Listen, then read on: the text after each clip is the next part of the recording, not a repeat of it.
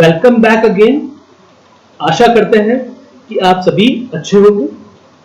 तो आज हम जो टॉपिक कवर करने जा रहे हैं वो है cultural achievement of Gupta dynasty, means Gupta dynasty की सांस्कृतिक उपलब्धि। तो देखिए, टॉपिक स्टार्ट करने से पहले मैं थोड़ा ब्रीफ इंट्रोडक्शन देना चाहूंगा कल्चरल अचीवमेंट्स के बारे में गुप्ता डायनेस्टी के। और ये थोड़ा आप ध्यान भी रखें, क्योंकि ये जो ऐसा समय था, जो गुप्ता डायनेस्टी का जो समय था, उसे हम गोल्डन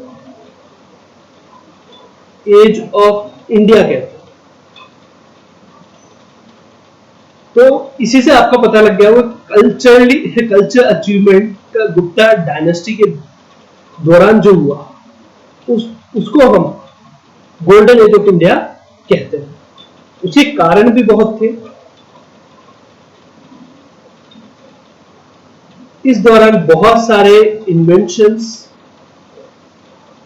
और डिस्कवरीज हुई।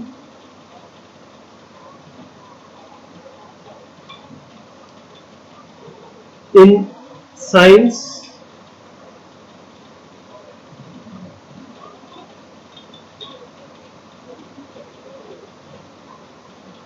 इंजीनियरिंग, आर्ट और कई क्षेत्रों में, आदि क्षेत्रों में बहुत सारा इन्वेंशंस और डिस्कवरीज हुई।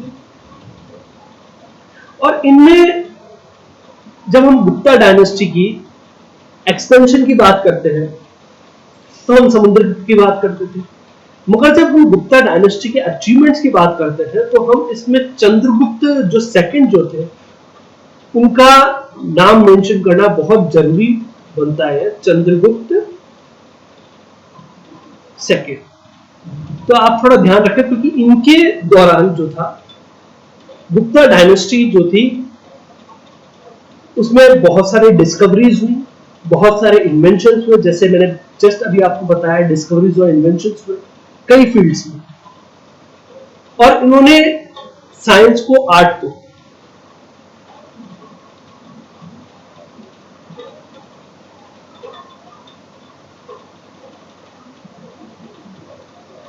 साइंस, आर्ट, रिलीजन, इनको प्रमोट भी किया चंद्रगुप्त सेकंड।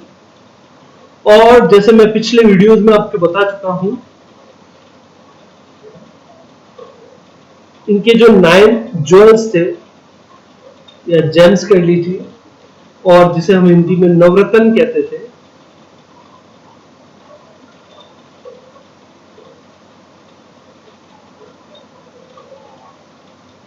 प्रोड्यूस्ड एडवांसमेंट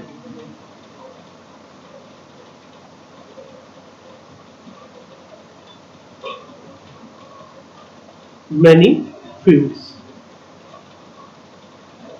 अब मैंने आपको वो नवरत्न के बारे में पिछले वीडियोस में बताया कि 9 ज्वेल्स थे उनके कोर्ट में चंद्रगुप्त सेकंड। तो वो अलग अलग फील्ड से संबंध रखते थे और उन्होंने अपने अपने फील्ड में बहुत सारे एडवांसमेंट किए थे।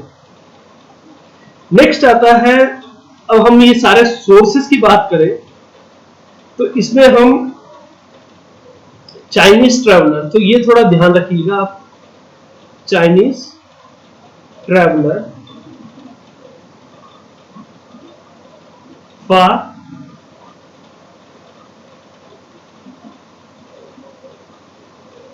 ये फाहिन आएगा, इट्स नॉट फाहिन। चाइनीज ट्रैवलर फाहिन जो थे वो चंद्रगुप्त सेकंड के कोर्ट में उन्होंने विजिट किया था और उन्होंने काफी टाइम तक वहां रहे चंद्रगुप्त के दरबार में, निंदित्य के दरबार में। और उन्होंने जो एम्पायर में होता था, उस गुप्ता एम्पायर में जो कुछ भी होता था उसको उन्होंने रिकॉर्ड किया। और बाद में जब ये पब्लिश हुआ तो हमें काफी कुछ गुप्ता डायनेस्टी की कल्चर अचीवमेंट्स के बारे में पता चला। में बहुत सारी डिटेल उनके रिकॉर्ड्स को रिकॉर्ड किए गए, जो कुछ भी इंफॉर्मेशन है उससे हमें चंद्रगुप्त डायनेस्टी के बारे में बहुत कुछ पता चला। तो ये आप थोड़ा ध्यान रखेंगे, चाइनीज ट्रैवलर फा ही। ठीक है, नेक्स्ट जो हम नेक्स्ट बात करेंगे वो है आयुर्वेदिक। आयुर्वेद जो था वो एस्टेब्लिश्ड हुआ था इंडिया में चंद्रगुप्त डायनेस्टी के दौरान।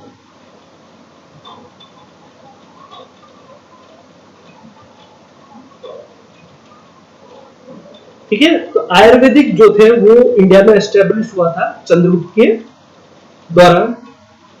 फिर नेक्स्ट आता है डेसिमल सिस्टम जो था,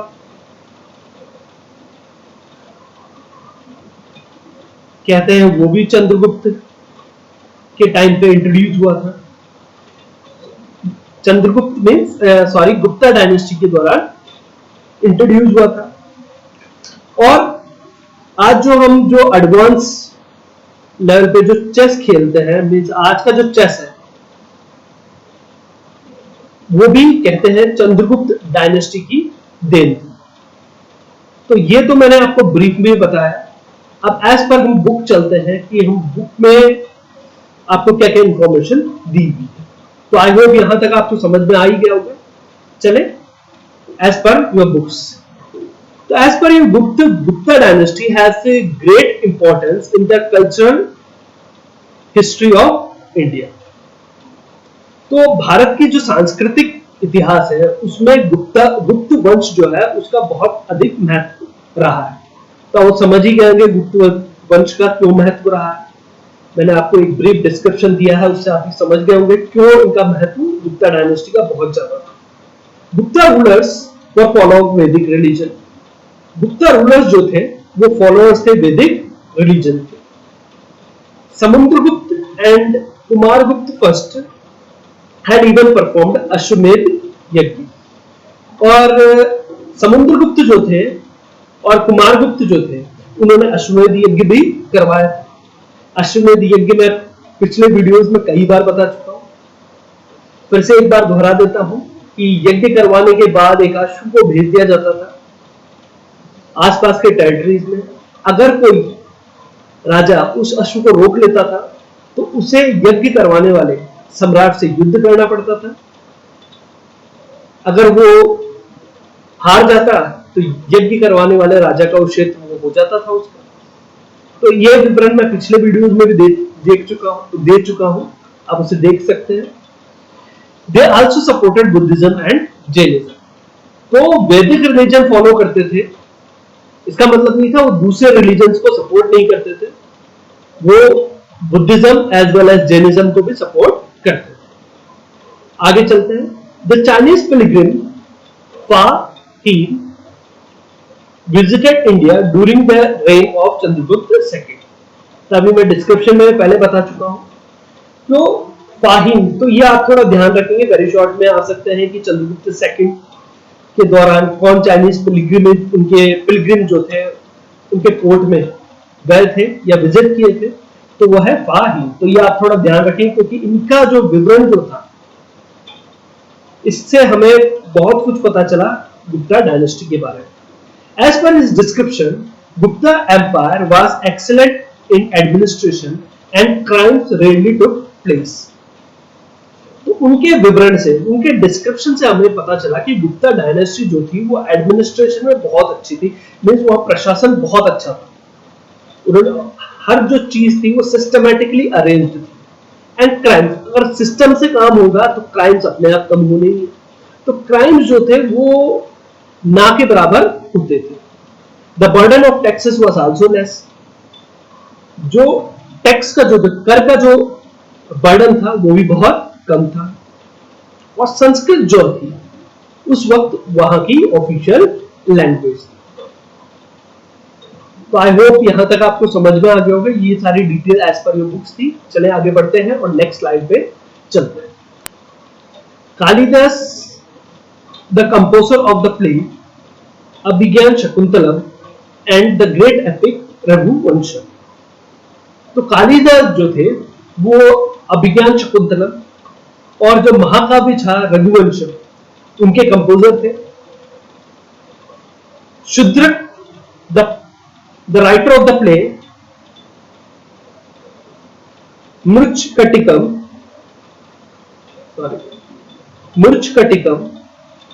और मृच्छकटिकम करके एक प्ले था, तो उसके राइटर कौन थे?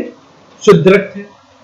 तो ये वेरी शॉर्ट में आ सकते हैं, तो थोड़ा ध्यान रखें आप। शुद्रक जो थे, मृच्छकटिकम जो था वो जो ड्रामा था, नाटक था, उसके लेखक थे Vishakh Dutt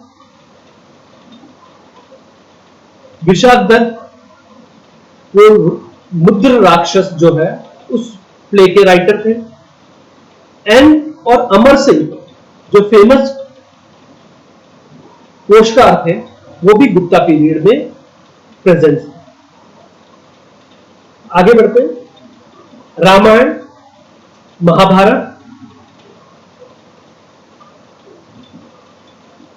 Mahabharat and Manu Samhita compose in the present form in Gupta period.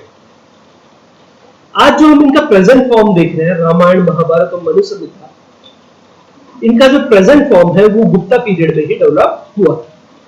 आगे देखिए, द ग्रेट मैथमेटिशियन, ये थोड़ा ध्यान रखें आप, आर्यभट्ट, आपको पता ही होगा आर्यभट्ट जिन्होंने जीरो विश्व को दिया था। वारामिहिर, ये भी मैथमेटिशियन थे। Brahmadatta contributed in the development of mathematics and astrology during the Gupta period.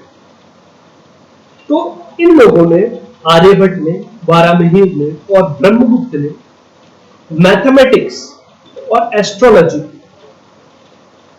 के विकास में गुप्ता पीरियड के द्वारा महत्वपूर्ण योगदान दिया था। The decimal system was invented in this period, और डेसिमल सिस्टम जो है वो भी इसी पीरियड में इन्वेंट हुआ था, which later reached Europe through the Arabs, और बाद में ये अरब्स के द्वारा ये यूरोप में पहुंचा।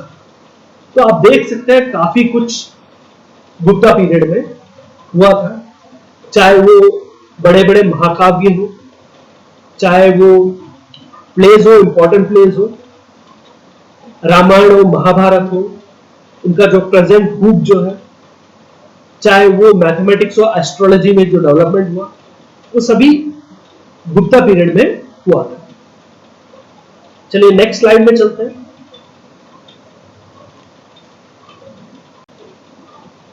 एविडेंस ऑफ आर्किटेक्चर, आर्किटेक्चर वास्तुकला, पेंटिंग चित्रकला, metallurgical science. Metallurgical science means ऐसा विज्ञान जिसमें हम मेटल्स के बारे में अध्ययन करते हैं। Of the time is evident from the remains in Jhansi and Kanpur. तो चाहे वो आर्किटेक्चर हो, पेंटिंग हो और मेटलर्जिकल साइंस हो, इनका प्रमाण जो है झांसी, कानपुर के जो अवशेष हैं उनसे हमें मिलता है। इसके अलावा अजंता केव्स, उससे हमें आर्किटेक्चर या पेंटिंग हो गए, मेटलर्जिकल साइंस हो गए, इनके हमें प्रमाण मिलते हैं। अजंता केव्स देखिए आप ये पिक्चर में, ये दिस अजंता केव्स, ये केव्स गुप्ता डायनेस्टी के दौरान ही बने थे। तो इनसे ही हमें इनकी आर्किटेक्चर, पेंटिंग के बारे में पता चलता है। The iron pillar and Delhi, तो आप ये देख सकते हैं पिक्चर में, iron pillar of Delhi, this is the iron pillar of Delhi. ये भी बहुत फेमस है, ये आयरन से बना हुआ है लेकिन अभी भी इस पे रस्टिंग नहीं है, जंग नहीं, उसका आज तक ही प्रमाण नहीं मिला कि किस तरह, कैसा इसमें मटेरियल यूज कर रखा है कि इसमें रस्टिंग ही नहीं होती है। तो हम कह सकते हैं कि उस वक्त जो मेटलर्जिकल साइंस थी, आज की जो मेटलर्जिकल साइंस है उससे भी एडवांस। द 80 फीट टाल कॉपर स्टैचू ऑफ बुद्धा इन नालंदा। तो नालंदा में ये देखिए 80 फीट, हाइट कितनी है? 80 फीट। तो ये जो कॉपर स्टैचू है, ये जो नालंदा में मिली है, ये भी उस वक्त के आर्किटेक्चर के बारे में बताता है। और उसके बाद सुल्तानगंज में 7.5 फीट टाल कॉपर स्टैचू मिला है। देखिए ये है सुल्तानगंज में जो मिला है, उससे भी हमें इनके आर्किटेक्चर के बारे में पता चलता है। तो ये कुछ एविडेंस है, एग्जांपल्स हैं, जिससे ये प्रूव होता है कि उस वक्त जो गुप्ता डायनेस्टी थी, उस वक्त आर्किटेक्चर, चाहे वो पेंटिंग हो, मेटलर्जिकल साइंस हो, बहुत ज्यादा एडवांस थी। Society in the Gupta period, तो गुप्ता पीरियड में जो समाज था उसके बारे में पढ़ेंगे। तो देखिए, हमें यह तो पता था कि गुप्ता पीरियड जो है वो गोल्डन एज था इंडिया का, तो लोगों के पास बहुत पैसा था, तो इस कारण से सोसाइटी के जो सिस्टम था वो भी काफी रिच था। सभी लोग प्रॉस्पेरस थे, अच्छी लाइफ स्पेंड कर रहे थे, और इसके बारे में हम डिटेल में एज पर अपन बुक देख लेते हैं। तो सोसाइटी में का वर्णन जानने से पहले एक बार आप इस इमेज को देखें। यहां पर 4 कैटेगरीज दे रखी हैं कास्ट की। ब्राह्मण सबसे ऊंचा दर्जा था सोसाइटी में ब्राह्मण्स का। उसके बाद ब्राह्मण मुख्य रूप से टीचिंग, यज्ञ और दान का काम करते थे। फिर क्षत्रिय आते थे, देश को प्रोटेक्ट करने का काम करते थे। फिर उसके बाद आते वैश्य, जिनका काम मुख्य रूप से व्यापार करना होता था। और शूद्र, लास्ट और लोअर लेवल की जो कास्ट आती थी, वो सेवा प्रदान करने का काम करते थे। चलिए, the society was traditionally divided into 4 parts, जो मुख्य रूप से 4 भागों में गुप्ता पीरियड में जो सोसाइटी थी वो डिवाइडेड थी। एज पर द इमेज आप देख ही सकते हैं। The place of Brahmins was regarded to be the highest, और ब्राह्मण्स को सबसे उच्च दर्जा दिया जाता था समाज में।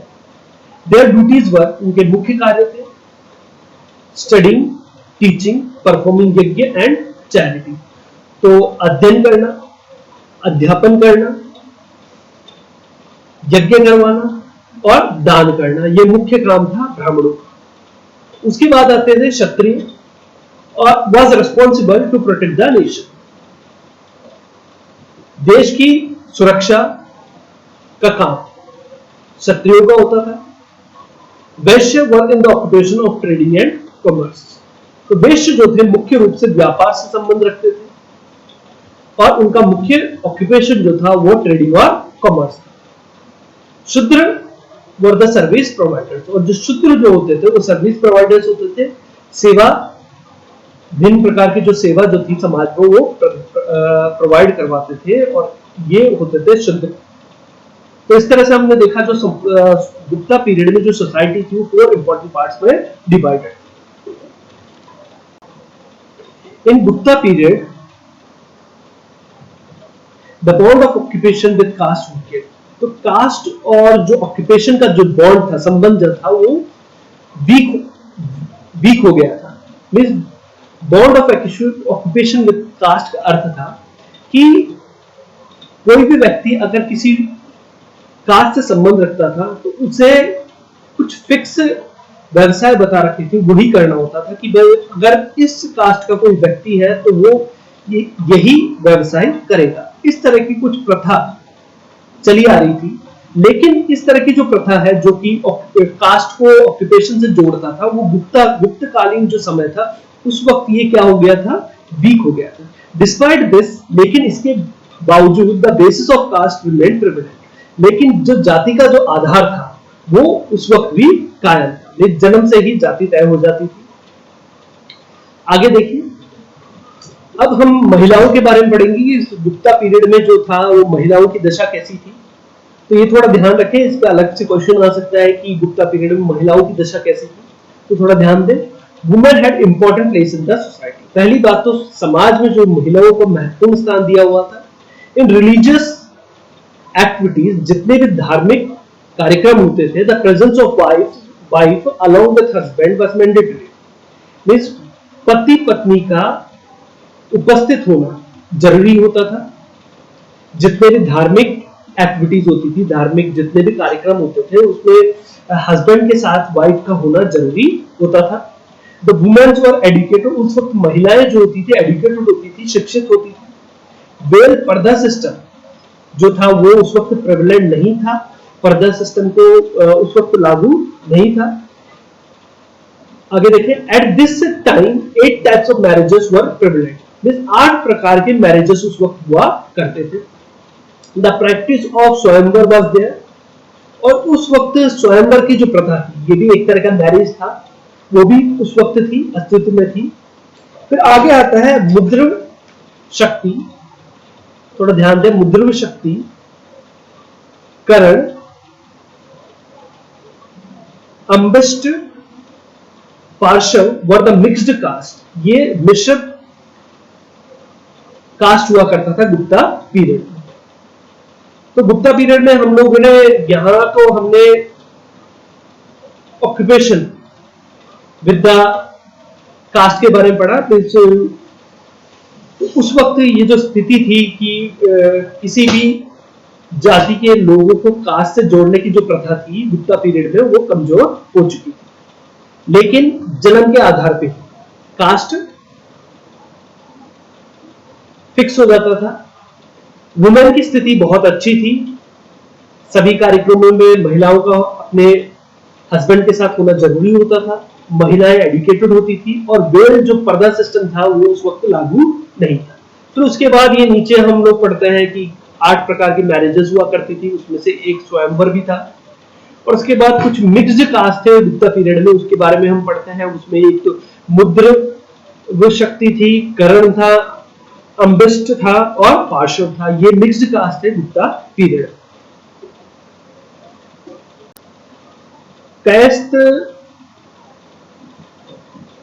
Cast was a section class during the Gupta period.